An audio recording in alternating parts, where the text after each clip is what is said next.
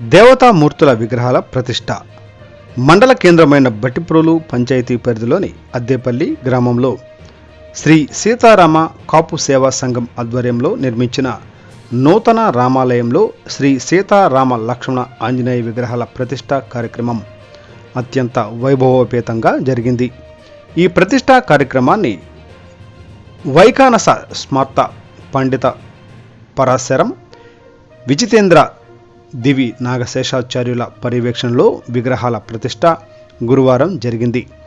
ఆలయంలో విఘ్నేశ్వర పూజ, పుణ్యాహవచన తేతాగ్ని ప్రణయం, అధివాసాంగ హోమం తదితర కార్యక్రమాలు నిర్వహించారు. హోమ పూజలో వేల్పూరి బాలసుబ్రహ్మణ్యం, నారాయణరావు, నాగేశ్వరరావు దంపతులు పాల్గొన్నారు. అనంతరం వచ్చిన భక్తులకు అన్నదాన కార్యక్రమం నిర్వహించారు.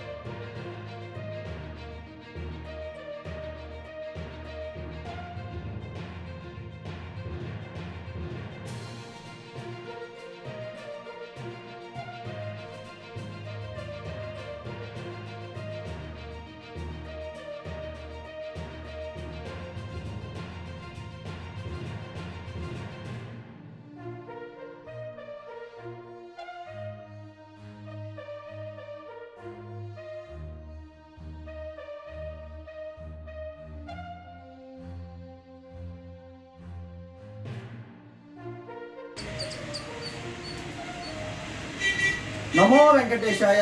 అందరికి కూడా నమస్కారం. ఈరోజు చాలా శుభదినం, మాఘమాసం.